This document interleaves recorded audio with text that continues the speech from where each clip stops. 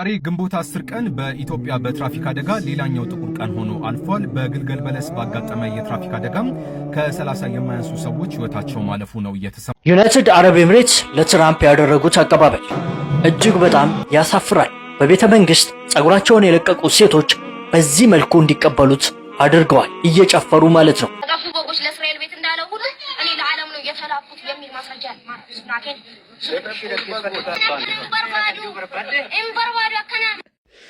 ማስረጃኔን በርባዱ እሳት የሆነ ትውልድ እየተፈጠረ ነው። አልሐምዱሊላህ ረብል ዓለሚን። እናት የሆነ ባል ነው አላህ እየሰጠኝ አልሐምዱሊላህ። ወላሂ እናትሽ ስትንከባከብሽ እንዴት ነው? ወላሂ እንደዛ ነው የምትንከባከብኝ። ትዳር የሚባለውን ነገር እንደምጠላው በህይወቴ ምንም የምጠላው ነገር የለም። ሸይጣን እንደዛ አልጠላው። فمن شرح الله صدره للإسلام فهو على نور من ربه. أهلا وسهلا ومرحبا. السلام عليكم ورحمة الله وبركاته. سلام ودنا يتكبر شانا ريكتاتاش بلا جبات يا الله سلام إذن تردي شرنت إن شاء الله زاريم كما قلنا تملكتاجد أنا قاقر يتوددو يتمرط وندم دمو إسلامي فيديو إن شاء الله عندهم الجيق بتأم مياسازن كبار أرقات فترة المالتنا إن شاء الله يتلاقيو فيديوش قالوا من ما مربت ليش شانا لديسكوناتشو سبسكرايب بمارك نبارا شانا لكم لايك يارقاتشو حسابنا استاتاتشو يستاتشو اسك بروغراماتشو የሚያወራችሁን ቆዩ። ለእስላማዊ ቻናል ላይክ መስጠት የለም፣ ሁላችሁም ላይክ ያደርጋችሁ ቪዲዮውን በጋራ እንመልከት። ቀጥታ ወደ ቪዲዮ አለፍኩላችሁ። ኢና ሊላሂ ወኢና ኢለይሂ ራጂዑን። ሱብሃንአላህ የመጨረሻ ዘመን እየተመለከትን ያለንበት ሁኔታ ነው። እጅግ በጣም የሚያሳፍር ነገር ነው የተፈጠረው። እንግዲህ መስጊድ ሁሉ እስከ መዘጋት ድረስ ከዛም አልፎ ደግሞ ባዶ ጸጉራቸው ዩናይትድ አረብ ኤምሬትስ ለትራምፕ ያደረጉት አቀባበል እጅግ በጣም ያሳፍራል። በቤተ መንግስት ጸጉራቸውን የለቀቁ ሴቶች በዚህ መልኩ እንዲቀበሉት አድርገዋል፣ እየጨፈሩ ማለት ነው። ይህ ነገር ብዙ ሙስሊሞችን አስቆጥቷል። ምዕራባውያን ደግሞ በዩናይትድ አረብ ኤምሬትስ ላይ እንዲሳለቁ አድርጓል። የእስልምናን ህግጋት በሚጥስ መልኩ በዚህ መልኩ አቀባበል በማድረጋቸው ብዙዎች በጣም ተቆጥቶባቸዋል። ሌላኛውና በጣም የሚያሳፍረው ነገር ደግሞ ለዚህ ተራ ግለሰብ ሲባል መስጊድ ተሰግዶ አማኞች ሰላት በዛ ቀን እንዳይሰግዱ ወደ መስጊድም ዝር እንዳይሉ ተደርጓል። ብቻውንም ይህንን መስጊድ ሲጎበኝ ነበር። እንደሚታወቀው ትራምፕ አላሁ አክበር የሚለውን ቃል በጣም ይፈራል።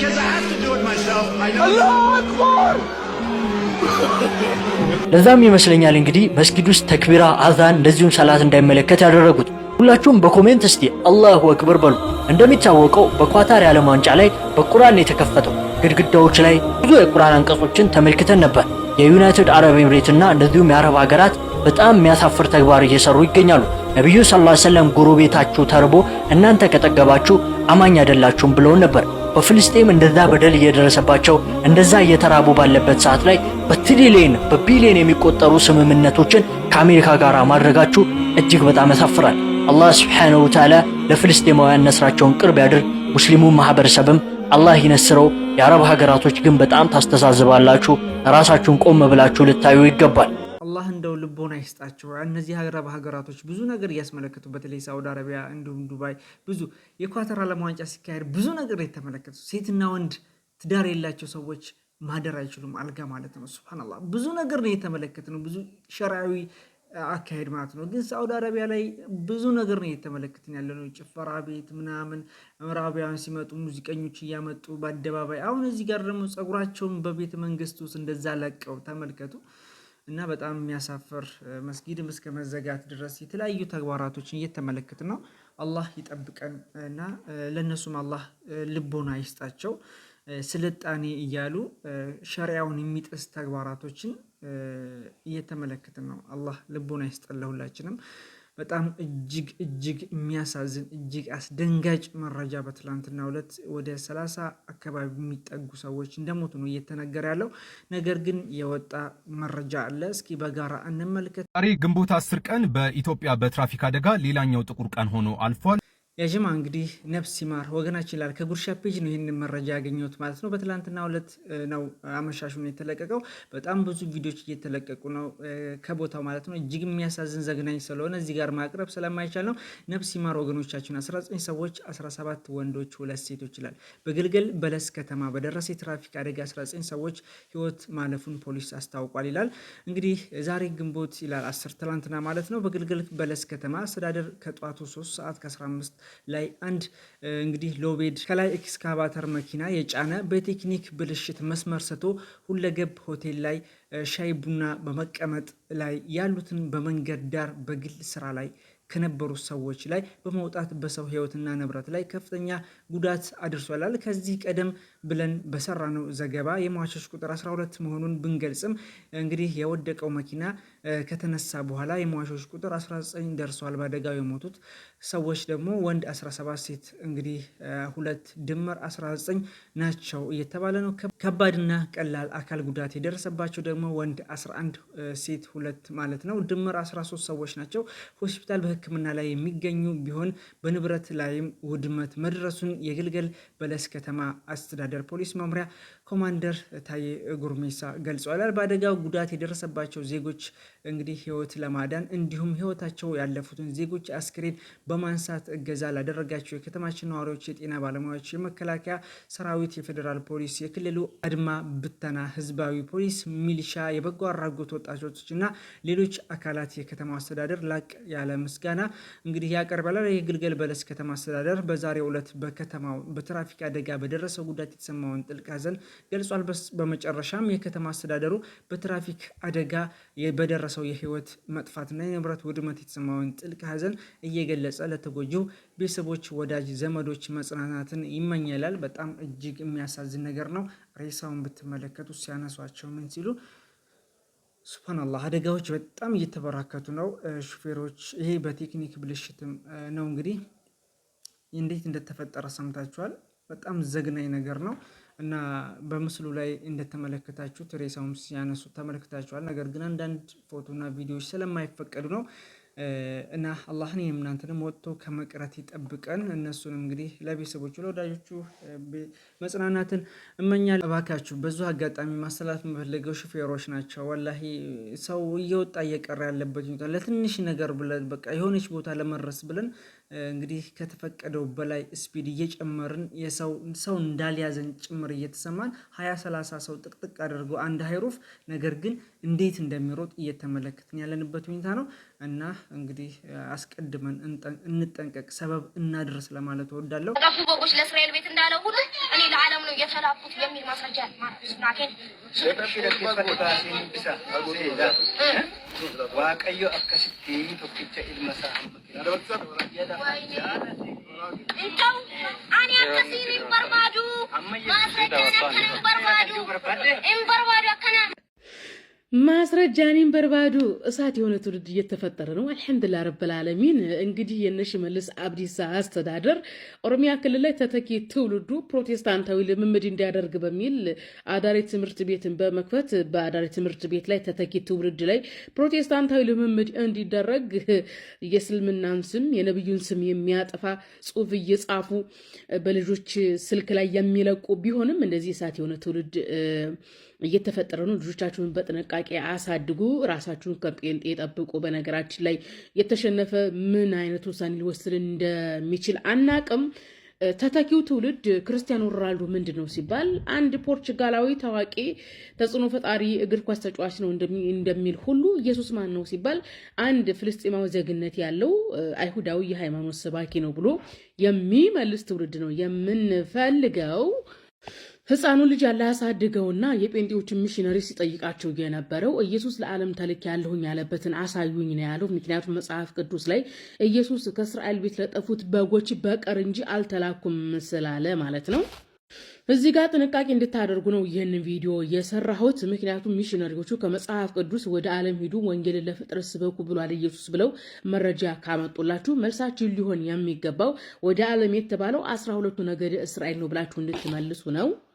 የማቴዎስ ወንጌል ምዕራፍ 10 ላይ ቁጥር 5 እነዚህን 12ቱን ኢየሱስ ላካቸው አዘዛቸውም እንዲህም አለ፣ በአሕዛብ መንገድ አትሂዱ፣ ወደ ሳምራውያን ከተማ አትግቡ።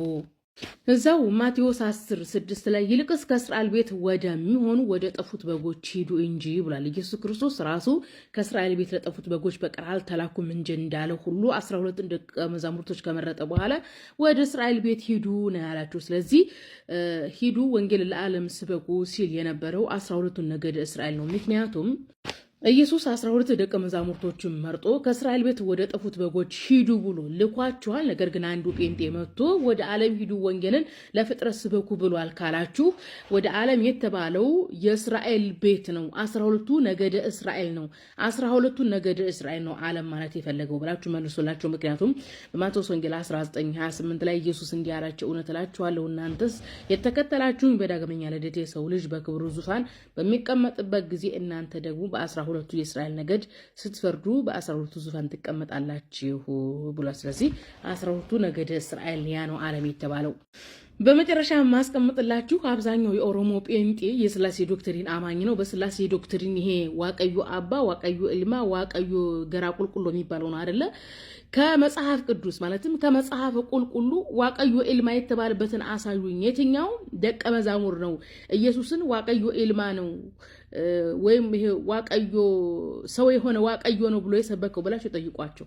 አጠገባችሁ አይደርሱም እና በደንብ አስተምሩ ማህበረሰቡን።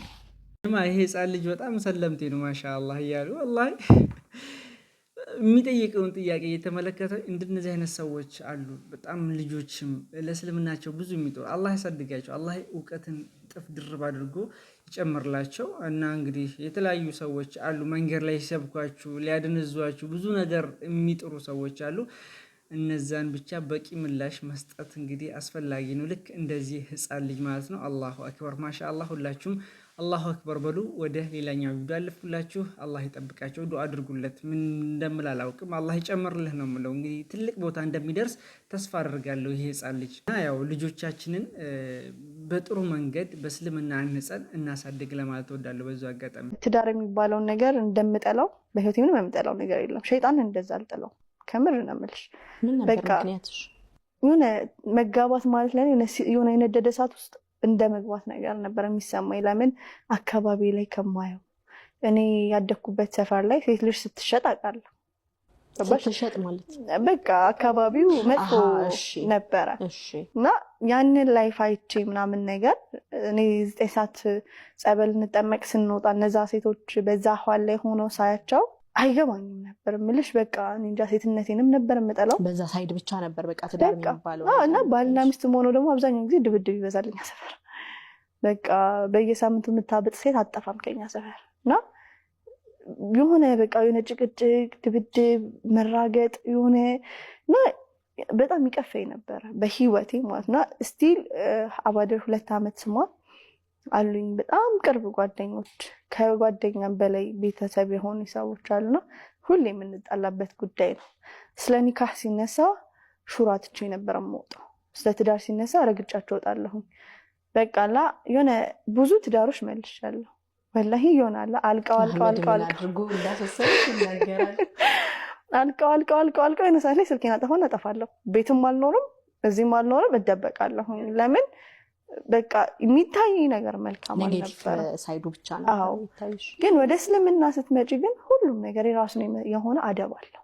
ሴት ልጅ ሐቋ አለ፣ ወንድ ልጅ ሐቋ አለ። እንደ ባልና ሚስት ስትሆኚ ደግሞ ሐቄን ይጠብቃል፣ ሐቁን ይጠብቃል። ጋይድላይን አለ። እሱን እየገለጥሽ ብቻ ነው የምትናለው። በቃ ምንም የሚጎድልሽ ግራ የምትጋቢበት የሆነ የምትጨቆኝበት ህይወት አይደለም።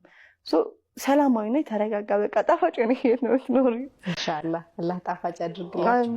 እናቴ የሆነ ባል ነው አላህ እየሰጠኝ አልሐምዱሊላህ። ወላሂ እናትሽ ስትንከባከብሽ እንዴት ነው? ወላሂ እንደዛ ነው የምትንከባከብኝ። ኢንሻአላህ ጸጉሬን ራሴ ተቀብቼ አላውቅም። ቅባት ራስ ናቸው።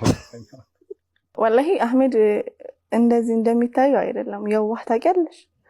ባይኖር እሷ አጠገቤ እንደውም አሁን ላይ አሪፍ ነበር ይሄ ነገር ሰራ ማለት ነው። እሺ እንደዚህ ዙር ከምር በጣም ምስኪን ሰው ነው። ለኔ አይደለም የምልሽ ላወቀው ሰው አንቺ ነው አውቆሻል አይደል? የሆነ ነገር ብትይ በቃ ጭንቅ ጥብብ የሆነ በቃ ፊል የሚያደርገው ነገር አለ። ይሯሯጣል ሁሉም ሰው እና እኔ ደግሞ ትንሽ ጸባይ ከባድ ነው። ቶሎ አኩራፊ፣ ቶሎ ተደሳሽ ነገር ነኝ። ሞር ጀማዓ ላይ ሲሆን ደግሞ ጫና ሲበዛብኝ አልችልም መቆጣጠርና በእኔ ቦታ ሆኖ ስናደድ ደብቆ የሚያረጋጋኝ እሱ ነው። እንደ አባት፣ እንደ ወንድም፣ ወላሂ እንደ ጓደኛ። እኔ በህይወቴ አንድ ሰው ሁሉ ነገርን ይሸፍናል ብዬ አስቤ አላውቅም። አህመድ በቃ የቀረው ፓርቲ የለም። ስቲል እናትም ጭምር ነው። ወላሂ ነው የምልሽ። አላህዬ ድክመቴንና ጉድለቴን አይቶ የሰጠኝ ታውቂያለሽ። በቃ አሁን ላይ ሙሉ ነኝ አልሐምዱሊላህ። እሱም ደግሞ አህመድ ወላሂ በጣም ነው የምወደው። ወላሂ የሆነ እንዴት ነው በየዋህነቱ ምክንያት ብዙ ሰው ሊያጠቃው ይሞክራል። ብዙ ሰው ወላሂ አንዳንድ የዋህነትና ጅልነትን መለየት የሚያቅታቸው ሰዎች አሉ። እንደዚህ የዋህነት ሲሆን አውቀሽ ነው አይደል? አዎ አውቀሽ የምትችይው ነገር ነው። አዎ ግን ጅልነት ሲሆን ደግሞ ሳታውቂ ነው የምትጎጂው። እያወቀ እየተሸከማቸው እንኳን እንዴት ነው በቃ ከጎኑ ሆኖ አይ በቃችሁ የሚል ሰው ስለሌለ ብዙ ሰው ሊረግጠው ይሞክራል። ግን እኔ እንጃ ብቻ እኔ ጸባዩ ወላሂ በጣም ነው የሚገርመኝ። ሀቃ እኔ ብቻ አይደለሁም ድፍን እሱን አህመድን የሚያውቅ ሰው ብትጠይቂ ጠርተሽ እንከን አይወጣለትም። መሳቅ ብቻ ነው ስራው። የሆነ ነገር ስትዩ መቀበል ነው ስራው። ወላሂ ይታዘዛል። እንደ ህፃን ልጅ ሆነ ስልክ ይሄዳል። እና ወላሂ እናቴ ሆነ ባል ነው አላህ ይሰጠኝ። አልহামዱሊላህ ወላሂ አልহামዱሊላህ አላህ እንደዚህ መደነቅ ከመረም ወሪ የሆነ ፐርሰናሊቲ ሲሆን ደስ ይላል። አዲስ ምሽራ ሰው አይ አይደለም ከልባው ያስታውቅ ኢንሻአላህ ረጅም አመት እስከ ጀነትም ኢንሻአላህ ዘቃችሁ በዚህ ቁመና የምትኖሩ አላህ ያድርጋችሁ። ያንተንም እንስማ ሂዳያ እንዴት አይነት ናት? ሚዲያ ረባሽ እሱን አምናለሁ ሰው አይገር ወላሂ የተለየች ነች። አንዳንዴ ግን እኮ ረባሽነትም ደስ ይላል። የምር ዝም ስትል ይጨንቃል ራሱ። የምር እንዴት ነው የምንተዋወቀው እኛ በጓደኝነት ሳይድ አለ። ግን እዚህ በአራት ቀን ውስጥ ግን እንዲህ የተገለበጠችው የምር ማለት ነው። በቃ የሆነ ትክክለኛ እናትሽ ስትንከባከብሽ እንዴት ነው ወላሂ እንደዛ ነው የምትንከባከብኝ። ኢንሻአላህ ጸጉሬን ራሴ ተቀብቼ አላውቅም። ቅባት ራስ አርቸም ወላሂ ነው በጣም የምትንከባከብኝ። በቃ ግልብጥ ነው ያለችው። እንዴ በፊት አስቸጋሪነቷ ምናምን አሁን ማሻአላህ ኢስላም የሚያገራው ይላል። አልሐምዱሊላህ ደስ ይላል በጣም።